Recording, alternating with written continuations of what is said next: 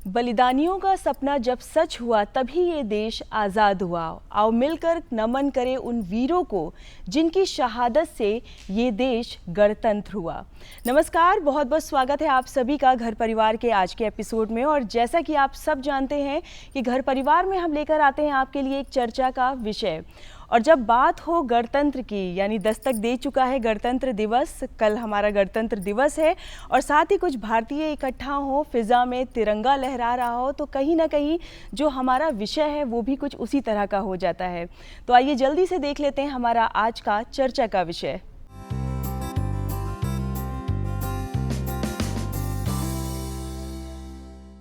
जी हाँ, घर परिवार का हमारा आज का विषय है नारी शक्ति का सम्मान, राष्ट्र का गौरव। हम सब जानते हैं कि नारी हमेशा से ही आदिकाल से वंदनीय है। नारी शक्ति है, सम्मान है, नारी गौरव है, अभिमान है। और जब बात आती है नारियों की, हम सब जानते हैं नीति से लेकर के निर्देशन तक हमेशा से ही नारियों ने अपने वर्चस्व को, अपने वजूद को, अपनी उपस्थिति को जाहिर किया है और वो पूरे देश में कहीं ना कहीं किसी न किसी तौर पर जो परचम है वो लहरा रही हैं। घर की छोटी सी इकाई हो, परिवार हो, समाज हो, देश हो या दुनिया ही क्यों ना हो, नारी ने हर जगह अपने आप को बखूबी साबित किया है। और इसीलिए कहा जाता है कि जो नारी है वो देश का गौरव है, आधी आबादी है और आज के समय की मांग है। तो चलिए इसी विषय पर चर्चा करते हैं, मिलवाते हैं आपको हमारे आज की एक्सपर्ट से जो इस विषय पर हमें ढेर सारी जानकारी देने वाली हैं।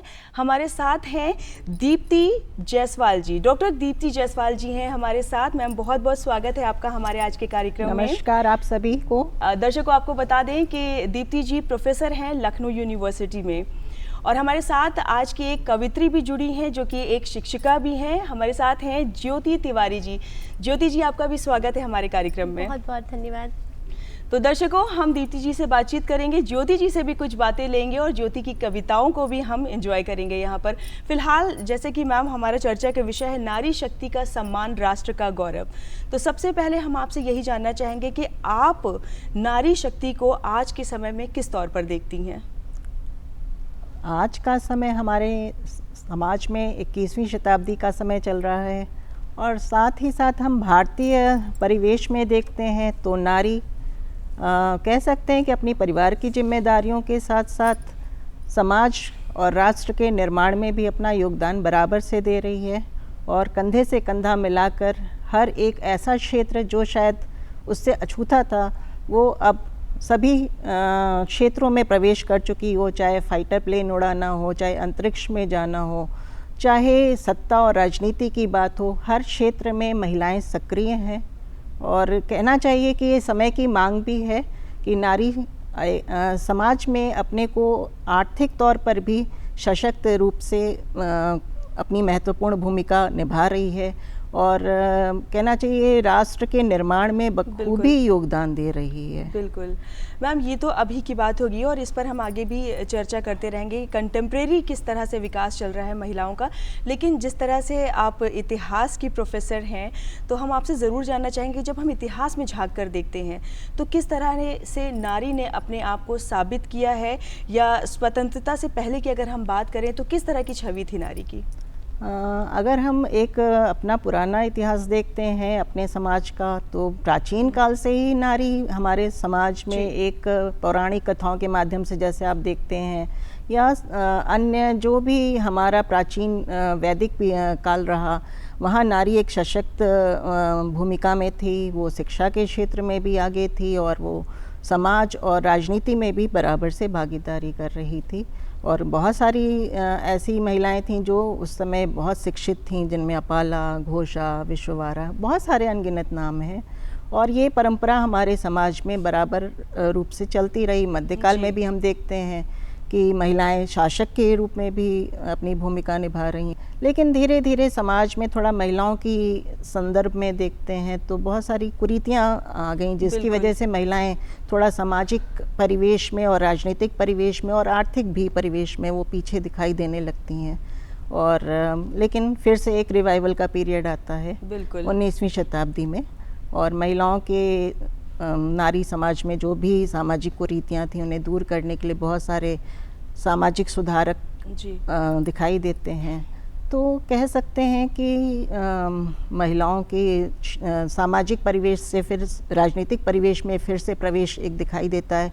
और उस समय जब हमारा देश गुलाम था और अंग्रेज़ों के अधीन था, तो एक राष्ट्रीय आंदोलन के अंतर्गत भी उनकी एक महत्वपूर्ण भूमिका दिखाई देती है। बिल्कुल, मतलब जो रास्ता था वो उतना आसान नहीं था। अगर हम इतिहास उठाकर कर देखें तो बहुत सारी कहें असुविधाएं हुई महिलाओं को, बहुत बड़ा संघर्ष रहा जिसको पार करते हुए आज जिस मुकाम पर नारी है वो है। और अभी हम आपसे और भी चर्चा करेंगे मैम। फिलहाल ज्योति के पास हम बढ़ेंगे। ज्योति जी हमारे साथ हैं, तो क्या सुनाएंगे आप हमारे दर्शकों को इस वक्त? अभी चर्चा नारी पर हो रहा है, तो मैं चाहती हूँ कि इन्हें नारी को मैं अपने शब्दों में, अपनी कविताओं के पंक्तियों में व्यक्त करूँ। बिल्कुल। पंक्तियाँ हैं कि नारी एक सबल प्रतिष्ठा शक्तिपूर्णा नाम है, नारी एक सबल प्रतिष्ठा शक्तिपूर्णा नाम है, जीवन की गहराई प्रबल प्रवृत्ति निष्काम है, जगत निष्पत्ति की पूर्णता की सबल रचनाकार है, जगत निष्पत्ति की पूर्णता की सबल रचनाकार है, नवसृजन की भाषा व सृजन ही आधार है, नवसृजन की भाषा व सृजन ही आधार है, मानव जीवन की सफल नेत्री मृद सकल व्यवहार है, मानव जीवन की सफल नेत्री मृद सकल व्यवहार है, जगत निष्पत्ति की पूर्णता की सबल रचनाकार है, जगत निष्पत्ति की पूर्णता की सबल रचनाकार है, जीवन में करुणा का सहज आयाम है, जीवन में करुणा का सहज आयाम है, नारी एक सबल प्रतिष्ठा शक्तिपूर्णा नाम है, नारी एक सबल प्रतिष्ठा शक्तिपूर्णा नाम है। तो मैं कविता की पंक्तियों में ये बताना चाहती हूँ कि नारी सबल थी, जो सृजन का कार्य कर सकती है वो कभी भी पीछे नहीं हो सकती है। वो लोग सोचते हैं क्या उसके बारे में, वो अलग का विषय होता है, क्योंकि नारी तो नारी ही है। नारी, जैसे कि नारी को कोई देवी देवता ना माना जाए, जैसे कि मैम भी बता रही हैं, तो मैं 4 पंक्तियों में कि नारी है तो नारी को नारी ही समझा जाए, लोलुप इस प्रियाओं की ना कोई क्यारी समझा जाए, नारी है तो नारी को नारी ही समझा जाए, लोलुप इस प्रियाओं की ना कोई क्यारी समझा जाए, विदीर्ण कर देने वाले शब्द बाण सहजाती है गर, विदीर्ण कर देने वाले शब्द बाण सहजाती है गर, ऐसी धैर्य स्वरूपा को ना उसकी लाचारी समझा जाए, ऐसी धैर्य स्वरूपा को ना उसकी लाचारी समझा जाए। तो वो सबल है, सबल थी, सबल रहेगी, जो सृजन का कार्य कर सकती है, विश्व का कोई भी कार्य कर सकती है। बिल्कुल, बहुत खूब ज्योति जी, मतलब मेरे रोए खड़े हो रहे हैं। बहुत ही गहरी बातें आपने कही हैं अपने शब्दों में। और ये चीज़ शायद है, सच में है कि जब हम बात करते हैं नारी के सशक्तिकरण की, आगे बढ़ने की, तो कहीं ना कहीं लोगों को ये चीज़ लगती है कि हम पुरुषों को कम आंक रहे हैं। बिल्कुल नहीं, 2 रास्ते अलग अलग हैं, नारियां भी आगे बढ़ी, पुरुष भी, उसमें कहीं से भी कोई कंपैरिजन नहीं है। और ये चीज़ ज्योति ने बहुत अच्छी कही कि नारी को सिर्फ नारी ही समझा जाए। हम आगे आएंगे, आपसे और भी आपकी जो रचनाएं हैं वो ज़रूर सुनेंगे। फिलहाल दीप्ति जी हम फिर से आपके पास आते हैं और हम आपसे जानना चाहेंगे, जब हम स्वतंत्रता संग्राम की बात करते हैं और उससे पहले की, उस पीरियड से पहले की बात करते हैं, हम सब जानते हैं कि बहुत सारी ऐसी महिलाएं रही हैं जिन्होंने उस संग्राम में अपना पार्टिसिपेशन किया, या कहें साहस के साथ डटकर खड़ी हैं, जिनकी कहानियां अभी भी हम लोग किताबों में कहीं ना कहीं ज़रूर पढ़ते। तो हम चाहेंगे कि आप उससे पहले, स्वतंत्रता संग्राम से पहले का जिक्र करें कि नारियों की दशा क्या थी और किस तरह से वो आगे आई और इस संग्राम में वो शामिल हुई। हम कह सकते हैं कि जब मध्यकाल का समय बीत रहा है और भारत में अंग्रेज आ चुके हैं, तो महिलाएं जो हैं वो घर के अंदर ही हैं और उन्हें बाहर निकलने का मौका नहीं मिलता था। उनके लिए शिक्षा आसान नहीं थी। और कह सकते हैं कि जो हमारा अभिजात्य वर्ग था उसके लिए तो ठीक है, महिलाएं घर में, उनके लिए व्यवस्था हो जाती थी। लेकिन जो मध्यम वर्ग है, मध्यम वर्ग कह सकते हैं, या वो किसान वर्ग है, शिल्पकार वर्ग है, या ऐसा वर्ग है जहाँ ये सुविधाएं मुश्किल हैं, तो वो घर में ही कैद हैं और उनके लिए शिक्षा जैसी कोई व्यवस्था नहीं है। और ऊपर से तरह तरह की सामाजिक बंधन और बाध्यताएं थीं उनके साथ। तो 18वीं 19वीं शताब्दी का समय तो ऐसा गुजर रहा था कि महिलाएं घर में ही बंधनों में बंधी हुई थीं। और लेकिन इसके लिए प्रयास शुरू होते हैं समाज सुधारकों के द्वारा, जिनमें राजा राम मोहन राय का नाम सबसे पहले सामने आता है, जिन्होंने उस समय की जो प्रमुख एक कुप्रथा थी हमारे समाज में, सती प्रथा, उसके लिए उन्होंने कार्य किया। साथ ही साथ महिलाओं की शिक्षा के लिए और विधवाओं महिलाओं के लिए बहुत समस्या थी। वो किसी भी प्रकार के सामाजिक कार्यों में, सामाजिक समारोह में या ऐसे जगहों पे नहीं जा सकती थी जहाँ लगता था कि सामाजिक ऐसे कार्य हो रहे हैं जो मंगल कार्य हैं समाज में या परिवार में, तो उन्हें एक कमरे में बंद कर दिया जाता था, इस तरह की महिलाओं को, जो विधवा महिलाएं होती थीं।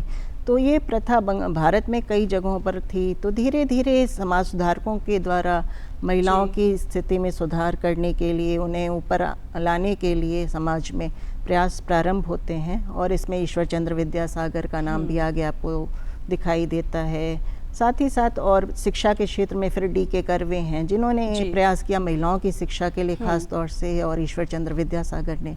तो एक मतलब 19वीं शताब्दी का समय ऐसा था, हम कह सकते हैं, कि जिसमें उनके सामाजिक जो कुप्रथाएं थी महिलाओं के संदर्भ में, नारियों के संदर्भ में, उन्हें दूर करने के लिए इनके द्वारा प्रयास प्रारंभ होते हैं और कुछ कुछ सफल भी दिखाई देते हैं। एक नाम और आप देख सकते हैं इसमें, जैसे सावित्रीबाई फुले, जिन्होंने महिलाओं की शिक्षा के लिए निरंतर लगातार अपना संघर्ष जारी रखा, और उनके साथ उनके पति ज्योतिबा फुले ने भी उनका साथ दिया। बिल्कुल। तो ये सारे वो व्यक्ति थे, ये वो महिलाएं थी जिन्होंने कहीं ना कहीं खुद को एक आम इंसान से ख़ास बनाया, और इस तरह से वो स्वतंत्रता संग्राम का जो रास्ता था वो धीरे धीरे और भी ज़्यादा प्रशस्त हुआ और आगे बढ़ती चली आई। और दर्शकों, ये जो हमारी चर्चा है इसको हम वापस जारी करेंगे, बातचीत अभी हम और भी करेंगे दीप्ति जी से, ज्योति जी से, उनकी कविताएँ भी सुनेंगे। लेकिन फ़िलहाल वक्त आता है कि हम बढ़ें अपने अगले सेगमेंट की ओर। और जैसे कि आप सब जानते हैं, हर एक व्यक्ति में कुछ ना कुछ काबिलियत होती है, और बहुत ज़रूरी होता है उस काबिलियत को बाहर निकालना, इस समाज के सामने, दुनिया के सामने लेकर आना। और ऐसे ही सेगमेंट हमारा बयां करता है हम हैं कुछ खास, कुछ ऐसे व्यक्तियों की कहानी जिन्होंने अपने कदम बढ़ाए, आगे बढ़े और ऐसी मिसाल कायम की दूसरों के लिए जो शायद बहुत ही काबिले तारीफ रही है। तो आइए देखते हैं इस सेगमेंट को, हम हैं कुछ खास में।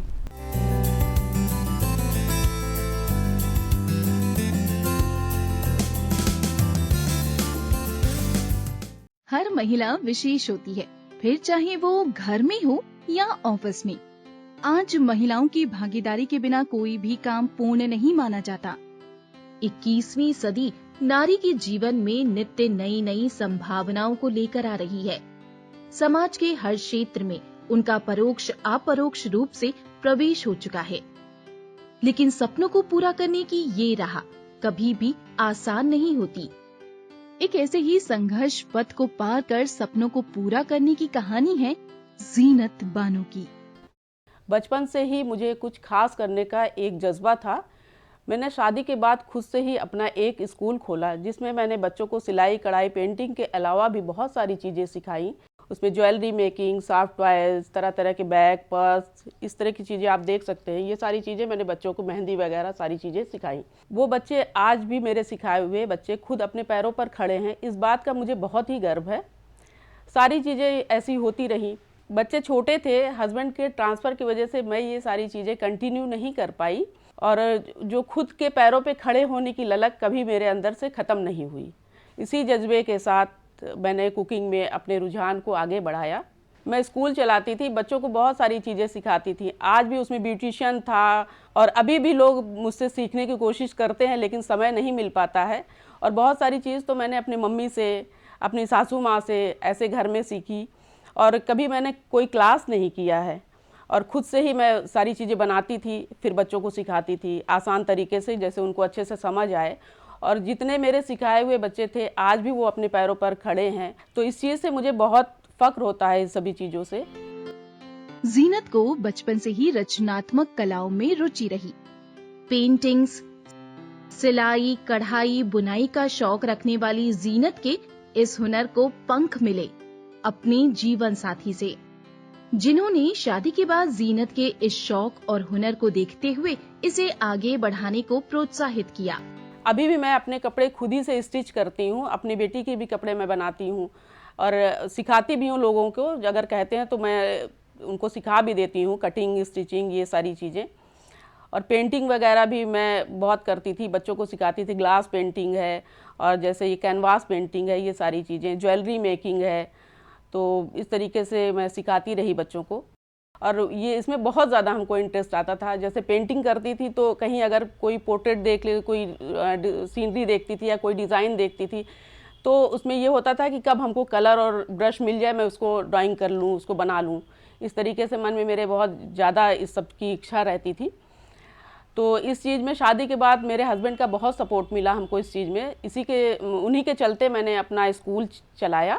पति का साथ और प्रोत्साहन की वजह से जीनत के सपनों को नई उड़ान मिली और इस बार अकेली नहीं बल्कि प्रशिक्षण के रूप में और महिलाओं को भी साथ जोड़ा। जीनत से प्रशिक्षण पाकर कई महिलाएं आज आत्मनिर्भर बन रही हैं। जीनत रचनात्मक कलाओं के साथ साथ पाक कला यानी खाना बनाने की कला में भी निपुण हैं।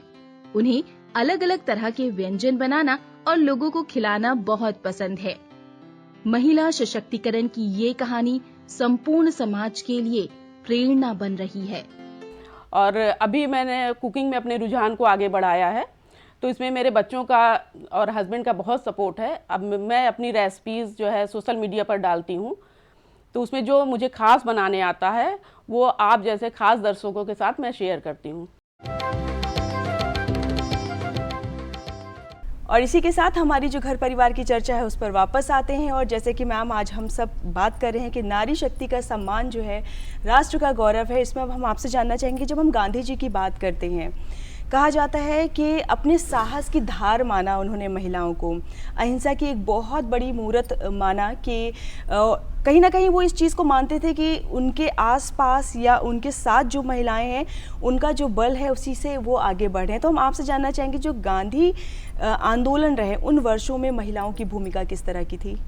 जैसा कि हम जानते हैं कि गांधी जी 1915 में जब भारत आते हैं, उस समय तो खैर वो भारत की स्थिति को देख रहे हैं और राजनीति में सक्रिय हो रहे हैं, लेकिन इसके पूर्व भी उनकी पत्नी कस्तूरबा गांधी ने उनके साथ दक्षिण अफ्रीका में जब वो रहे तो एक लंबा समय उन्होंने दक्षिण अफ्रीका में बिताया था।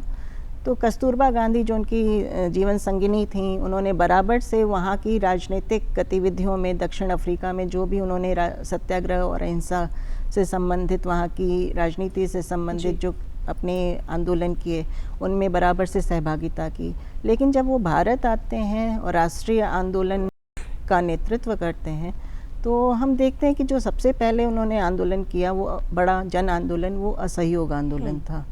तो हम देखते हैं कि उसमें बहुत सारी ऐसी नारियां जो पढ़ी लिखी भी थीं और कह सकते हैं कि राजनीतिक रूप से कांग्रेस से जुड़ भी चुकी थीं।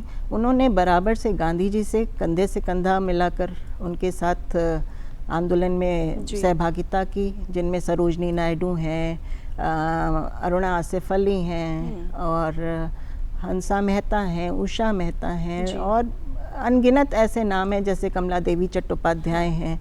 तो बहुत सारे अनगिनत हैं जो उनके सक्रिय रूप से भागीदारी कर रहे हैं। लेकिन उन्होंने ऐसी महिलाओं का भी आह्वान किया राजनीतिक सहभागिता के लिए जो घरों के अंदर थीं और अपने डेली जो पारिवारिक जिम्मेदारियां हैं वो निभा रही हैं। लेकिन उन्होंने आंदोलन में जुड़ने के लिए उन महिलाओं को भी प्रेरित किया कि वो घर से निकलें, धरना और हड़ताल और प्रदर्शन में बराबर से अपनी सहभागिता करें।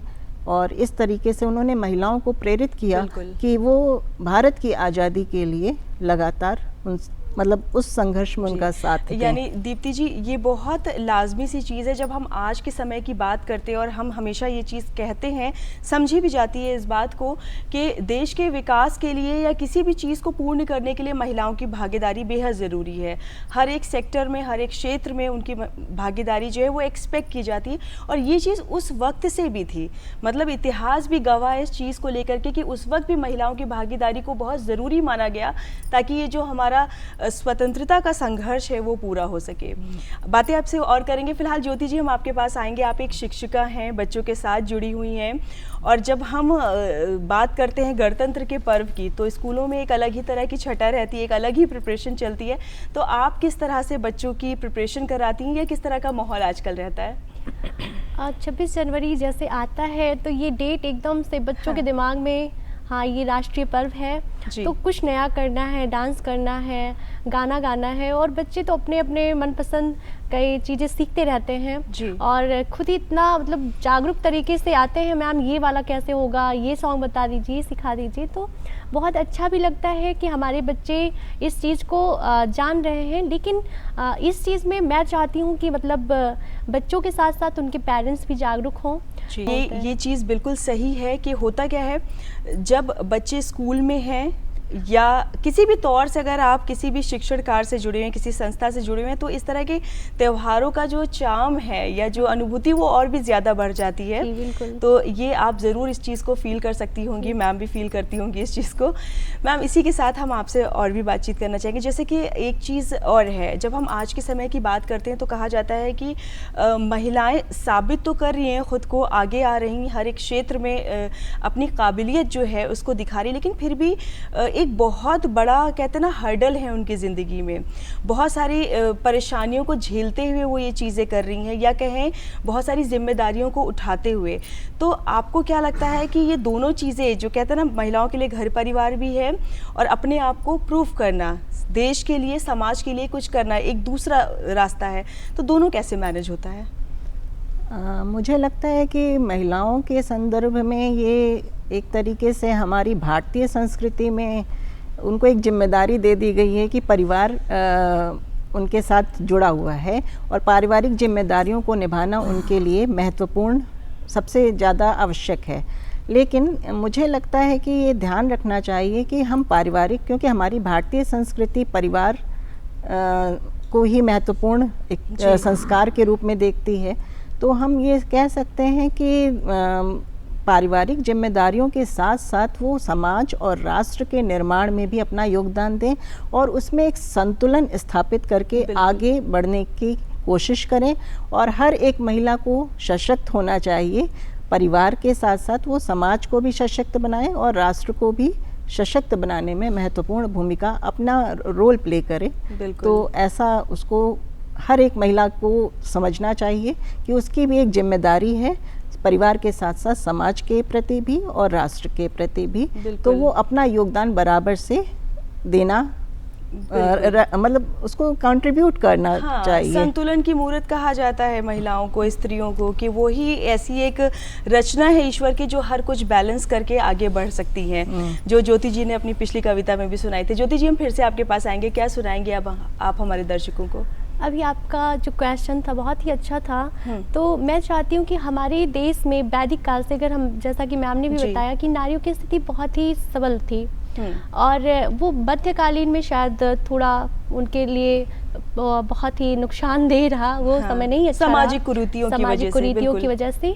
लेकिन आज भी थोड़ा समय, थोड़ा महिलाओं को लेकर जो थोड़ा सा, लेकिन मैं इन्हें अपनी पंक्तियों के रूप में व्यक्त करती हूँ, क्योंकि चर्चा महिलाओं पर हो रहा है। तो मैं अपने राष्ट्र में, मेरे राष्ट्र में कैसी स्थिति थी लेकिन क्या हो गई है और लोग उसे भूल रहे हैं, तो मैं उसे याद दिला रही हूँ कि भूल गए अपनी संस्कृति जो तपोबलीय स्वाभिमान है, भूल गए अपनी संस्कृति जो तपोबलीय स्वाभिमान है। आर्ष सा तेज पुंज बुद्ध सा परिशुद्ध चरित्र का प्रमाण है, आर्ष सा तेज पुंज बुद्ध सा परिशुद्ध चरित्र का प्रमाण है। राम की मर्यादा से सिंचित धरा कृष्ण का गीता ज्ञान है, राम की मर्यादा से सिंचित धरा कृष्ण का गीता ज्ञान है। सत्य की विजय सत्ता से परिपूरित प्रज्ञान है।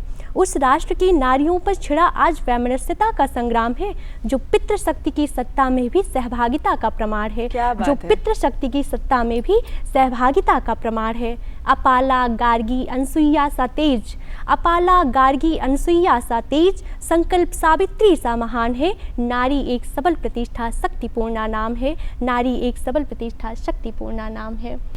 ये चीज़ बहुत बहुत ऑब्वियस ही है कि जब हम नारियों की बात करते हैं या महिलाओं की बात करते हैं, तो ये चीज़ हम सबको मानना पड़ेगा, हर एक व्यक्ति को मानना पड़ेगा कि वो सबल है सच में।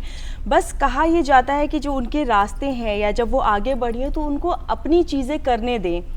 एटलीस्ट उसमें जो रुकावट पैदा हो रही वो ना करें, तो कहीं ना कहीं वो बिल्कुल खुले आसमान में उड़ पड़ेंगी और जो भी उनको अपनी ज़िंदगी में करना है समाज के लिए, देश के लिए, वो बहुत आसानी से कर पाएंगी। बिल्कुल। बिल्कुल।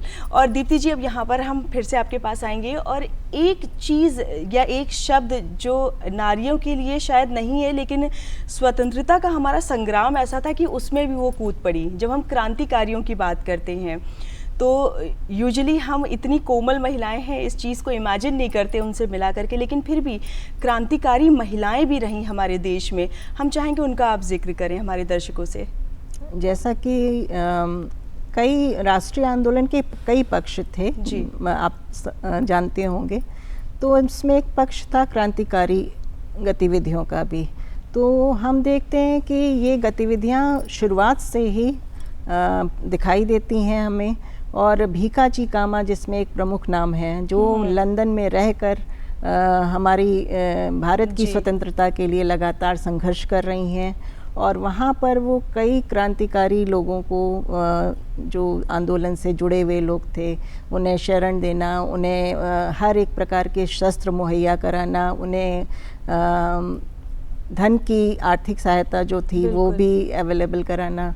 साथ ही साथ भारत में भी ये गतिविधियां बराबर से चल रही थीं, जैसे कि अभिनव भारत संगठन था, अगर हम प्रारंभिक रूप से बंगाल में देखते हैं, और युगांतर था। तो इस तरीके से बहुत सारे संगठन और पत्र निकल रहे थे और वो भारत की स्वतंत्रता के लिए वो भी अपना योगदान दे रहे थे। और कह सकते हैं उसमें एक नाम भगत सिंह का प्रमुख रूप से आपको दिखाई देता है, जो दिल्ली बम कांड के बाद वो एक जो ट्रायल चलता है उसमें उनको सज़ा हो जाती और फांसी के फंदे पर झूल जाते हैं। और इस प्रकार से हम देखते हैं कि उनका भी योगदान अतुलनीय है। और एक तरीके से कह सकते हैं कि समानांतर रूप से वो भारत की आज़ादी के लिए क्रांतिकारियों ने अपना भी योगदान दिया। और ऐसे अनगिनत कई नाम हैं। और महिलाओं में भी सुनीति चौधरी हैं, बीना दास हैं, और भी अनगिनत नाम हैं जिन्होंने प्रारंभिक रूप से अगर हम देखते हैं तो वो केवल गुप्तचर के रूप में दिखाई देती हैं, उनकी सहायता करती हैं क्रांतिकारी युवकों की, लेकिन बाद में वो स्वयं भी शामिल हो जाती हैं और इस तरीके से उस गतिविधि में वो आगे आपको दिखाई देती हैं। मतलब कहना चाहिए बढ़ चढ़कर वो भाग लेती हैं और उन गतिविधियों को अंजाम भी देती हैं। बिल्कुल। मैम, अभी एक आपने नाम लिया भीकाजी कामा का, जो विदेश से आई, लंदन से आई और हमारे कंट्री में रही या हमारे देश में उन्होंने हमारी जो संग्राम था उसमें हिस्सा लिया। लेकिन एक और चीज़ होती है मैम, बहुत सारी ऐसी विदेशी औरतें और भी थीं या महिलाएं जो थीं वो आई हमारे देश में, और कहीं ना कहीं जो हमारा स्वतंत्रता का इतना बड़ा संग्राम था उसमें उसका पार्ट बनी, देश की और महिलाओं को मोटिवेट किया और साथ ही साथ देश को मोटिवेट किया कि वो उस पथ पर आगे बढ़े। तो हम चाहेंगे उनका आप ज़रूर जिक्र करें। हाँ, हम ये कह सकते हैं, जैसा कि आप जानते ही हैं कि बहुत सारी विदेशी महिलाएं भी हमारे स्वतंत्रता आंदोलन से कह सकते हैं या हमारे भारत की आध्यात्मिक और जो गौरव था हमारा भारतीय गौरव, उसको आगे बढ़ाने में भी उन्होंने योगदान दिया। जिसमें कि हम कह सकते हैं कि विवेकानंद के साथ जब वो विदेश शिकागो में अपना धर्म संसद में गए, आप सिस्टर निवेदिता जी की बात सिस्टर निवेदिता की बात कर रही हूँ, तो वो उनसे इतनी प्रभावित हुई कि वो भारत आ गई उनके साथ, जिनका कहना चाहिए विवेकानंद के जो आध्यात्मिक और भारतीय गौरव के लिए जो कार्य थे उनके साथ वो जुड़ी रहीं और लगातार भारत के सामाजिक, सांस्कृतिक, आध्यात्मिक उन्नति के लिए वो बंगाल के क्षेत्र में रहकर काम करती रहीं। और भारत की स्वतंत्रता में जो क्रांतिकारी लोग जुड़े थे उनके साथ भी उनको बराबर से वो सपोर्ट करती रहीं। तो इसके अलावा एक और नाम हमारे दिमाग में इस समय आ रहा है, जैसे कि गांधी जी के साथ जो मीराबेन रहती थीं, वो भी उनसे प्रभावित थीं और अपने घर और परिवार को छोड़कर उनके साथ जुड़ी।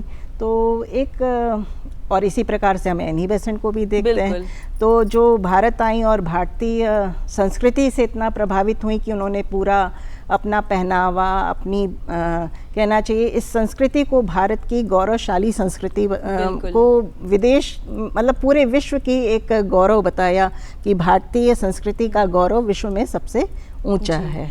और ये जो बात हमारे देश के लिए कही जाती है कि हमारी संस्कृति, हमारी सभ्यता से प्रभावित होकर जिस तरह से विदेशी भारतीय आते हैं इसको जानने के लिए, इसको समझने के लिए, और कभी कभार रचबस भी जाते हैं, वो सिर्फ आज की बात नहीं है, वो इतिहास की बात है। और ये चीज़ें बहुत पहले से होती आई हैं कि लोग, चाहे वो महिलाएं हों चाहे पुरुष ही क्यों ना हो, विदेशों से भारत में आए हैं सिर्फ संस्कृति को जानने के लिए और इसमें रचने बसने के लिए। बिल्कुल मैम, एक और चीज़ यहाँ पर आपसे हम डिस्कस करना चाहेंगे। जब हम बात करते हैं संविधान सभा की, तो इसका जब गठन हुआ तो एक बहुत बड़ी बात है कि इसमें भी जो महिलाएं हैं उनको शामिल किया गया। तो उस वाक्य को ज़रूर आप हमारे दर्शकों में शेयर करें, और कहीं ना कहीं वो पूरे देश के लिए और हमारे देश का जो संविधान सभा थी उसमें, उसके लिए एक बहुत बड़ी महत्वपूर्ण बात थी कि उस वक्त भी पुरुषों के साथ साथ महिलाओं को उस सभा में जगह दी गई और आगे बढ़े वो। जैसा कि आप ने पूछा, तो ये मैं बताना चाहूँगी कि संविधान बनने में हमारे देश के करीब 2 वर्ष 11 महीने 18 दिन लगे, और भारत के विभिन्न प्रांतों के प्रतिनिधि इसमें शामिल हुए थे। करीब 389 उनकी संख्या थी, लेकिन उसमें महिलाओं का जो संख्या था वो करीब 15 था।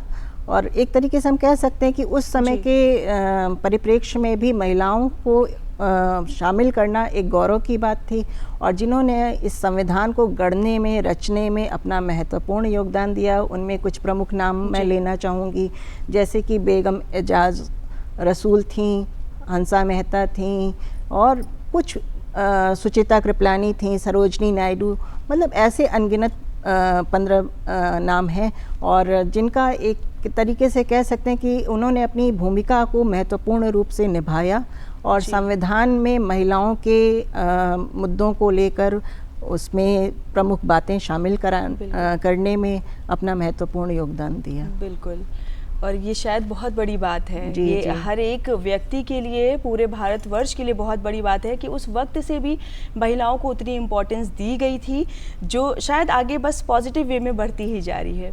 ज्योति जी, आपके पास फिर से आते हैं। सबसे पहले तो आपसे जानना चाहेंगे कि जब आप बच्चों को प्रिपेयर करती हैं, जैसे कि कल गणतंत्र दिवस है, तो हम जानते हैं तैयारियां ज़रूर चल रही होंगी स्कूल्स में भी, तो बच्चों में उस फील को जगाना, जैसे हम सब तो बड़े हो गए हैं, चर्चा कर रहे हैं, टीवी देख लिया हमने, या हमने किसी सेमिनार में पार्टिसिपेट किया, या इस तरह की चीज़ें बहुत सारी हमसे गुजरती रहती हैं जहां हम मोटिवेट रहते हैं कि हम एक देशभक्त हैं, हम राष्ट्र से जुड़े हुए हैं, हम में राष्ट्रवाद की भावना है, लेकिन बच्चों में उस चीज़ को जगाना थोड़ा मुश्किल होता है। तो ये काम आप लोग कैसे करते हैं? देखिए, बच्चों में जगाने के लिए हमें जो सबसे महत्वपूर्ण कार्य होता है, रोचक तरीका।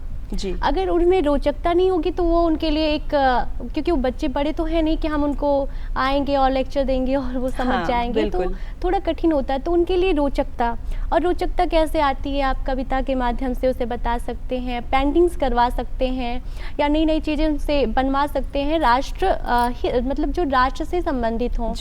तो जब ये कार्य होते हैं, वो पेंटिंग्स बनाते हैं, कभी वो तिरंगे को ही बनाते हैं, तो तिरंगे के बारे में पूरा जानते हैं कि हाँ, ये इसके 3 कलर हैं और इन तीनों कलर का क्या मतलब है, ये हम बताते हैं।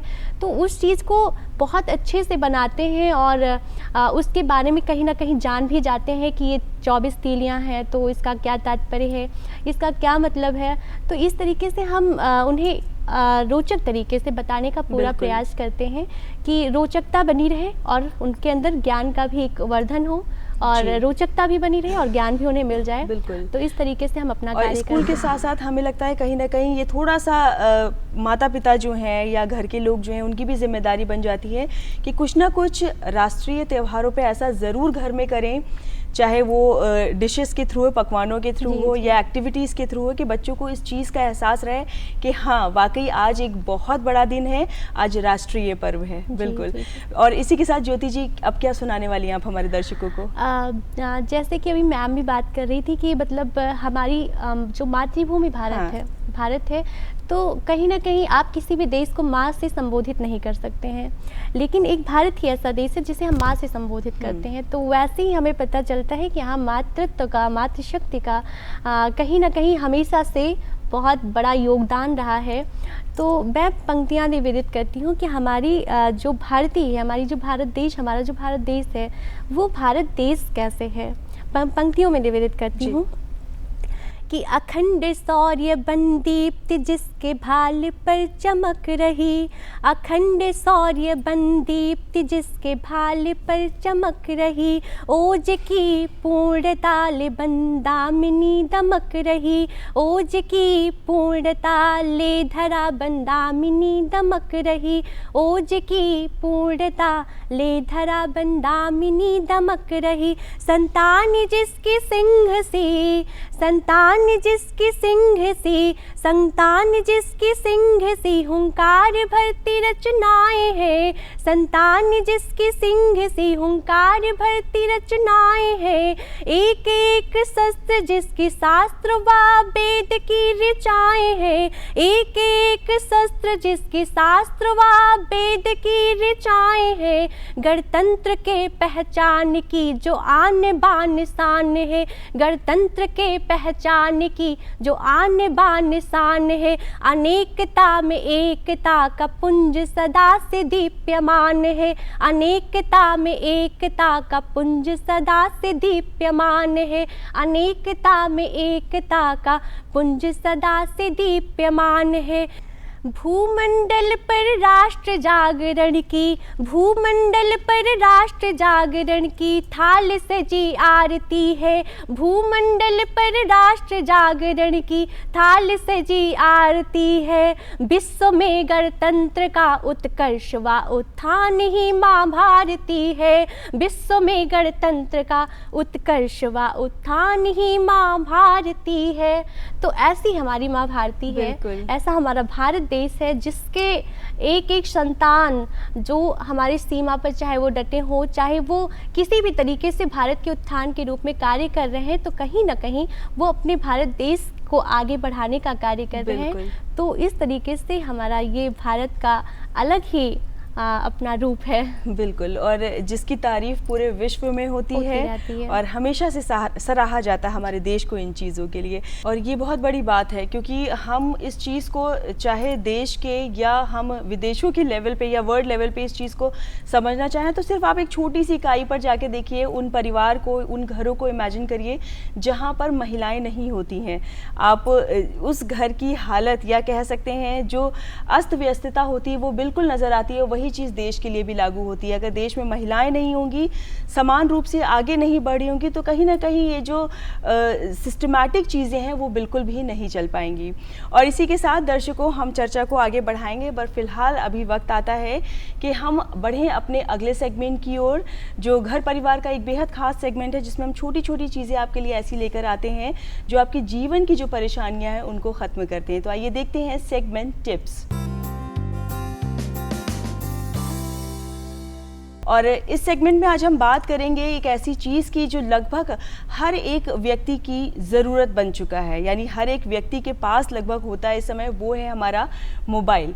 मोबाइल इस्तेमाल करते समय बहुत सारी ऐसी सावधानियां हैं जो हर एक इंसान को जहन में रखनी चाहिए, तो उन्हीं पर आज चर्चा करते हैं। सबसे पहली चीज़ जो आती है वो ये है कि आप जब मोबाइल इस्तेमाल करें तो अपने आसपास की रोशनी के हिसाब से ही अपनी मोबाइल की जो ब्राइटनेस है उसको सेट किया करें, वरना ये आँखों को आपकी बहुत ज़्यादा नुकसान पहुँचाएगी।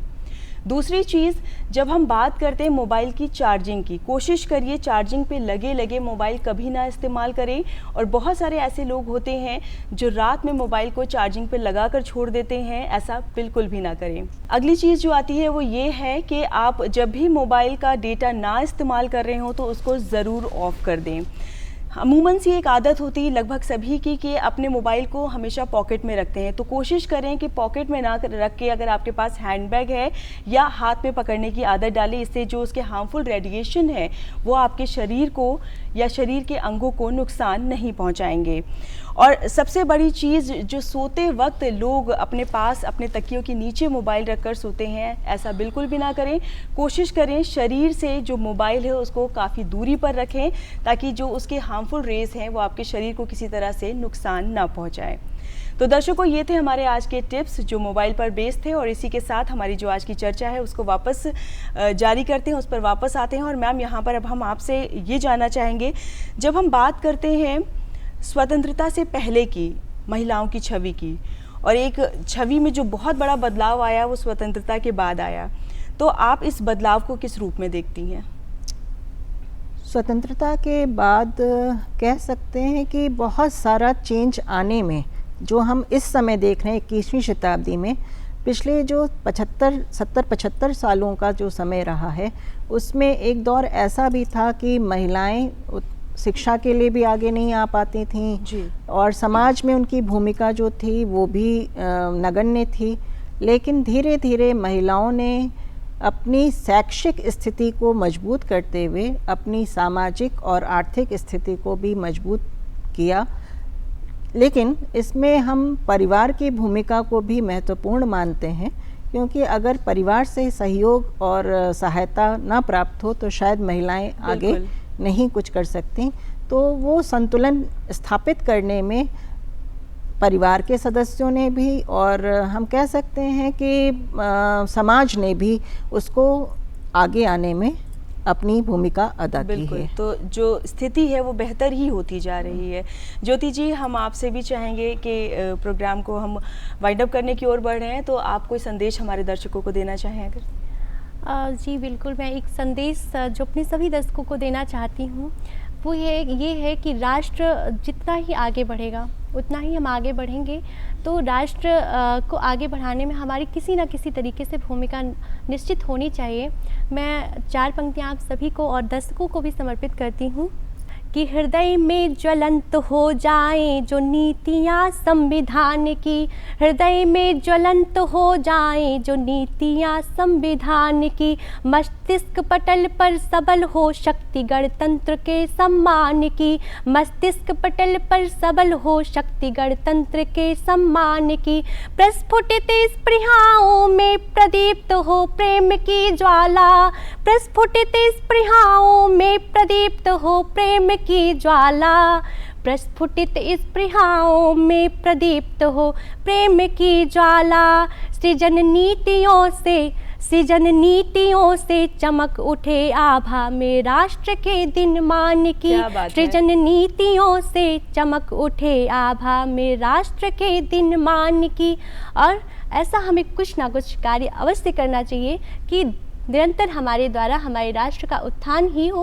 और इसी के साथ मैं अपने सभी दर्शकों को, यही मेरी इच्छा है, यही मेरी अभिलाषा है। थैंक यू सो मच ज्योति जी। और इसी के साथ दीप्ति जी, आपने इतनी लंबी चर्चा हमारे साथ की और दर्शकों को इतनी ज़रूरी और इतनी अच्छी बातें आपने पहुंचाई, तो हम चाहेंगे कि आप भी हमारे दर्शकों को कोई संदेश दें। मैं कहना चाहूँगी कि आज की नारियाँ जो इस समय हमारा युवा वर्ग है, या कह सकते हैं जो बच्चे पढ़ाई कर रहे हैं उस स्टेज में हैं, तो वो अपनी सकारात्मक भूमिका का निर्वहन करें। और जो एक समाज में उनके विभिन्न प्रकार के सोशल मीडिया और अन्य जो आज के समाज में दिखाई देती हैं ऐसी चीज़ें जिसमें वो अपना समय बर्बाद कर रहे हैं, उसको ना करते हुए वो लड़कियां, वो स्त्रियां जो इस दिशा में आगे बढ़ना चाहते हैं, अपनी भूमिका को सकारात्मक रूप से प्रस्तुत करना चाहते हैं, उनको यही कहना चाहूँगी कि वो सही दिशा में आगे बढ़ें और अपनी सकारात्मक भूमिका के माध्यम से समाज और राष्ट्र के निर्माण में महत्वपूर्ण रूप से योगदान दें। और मैं ऐसा ही बहुत बहुत शुक्रिया दीप्ति जी इतनी अच्छे संदेश के लिए, और आप दोनों ही एक्सपर्ट्स का बहुत बहुत शुक्रिया कि हमारे साथ जुड़े और हमारी जो आज की चर्चा है उसका आप पार्ट बने। जी हाँ दर्शकों, और इसी के साथ अब आपसे कहना चाहेंगे, जब हम नारियों की बात करते हैं, हम सब जानते हैं कि घर की एक छोटी इकाई से लेकर के उन्होंने इस खुले आसमान तक का रास्ता जो है वो तय किया है और इस मार्ग पर, इस रास्ते पे वो दिन प्रतिदिन आगे बढ़ती जा रही हैं, अपने आप को बखूबी साबित करती जा रही हैं। और जब हम बात करते हैं गणतंत्र की, देश से जुड़ने की, हम सब जानते हैं हर एक भारतीय का दिल जो है वो देश के लिए, राष्ट्रवाद के लिए धड़कता है। ऐसे में अपनी छोटी छोटी जिम्मेदारियों का समाज के प्रति, घर के प्रति या इस देश के प्रति उसका निर्वहन करते हुए हम अपनी देशभक्ति को देश के प्रति दिखा सकते हैं। तो चलिए और इसी बात के साथ अब आपसे लेते हैं इजाज़त। नमस्कार।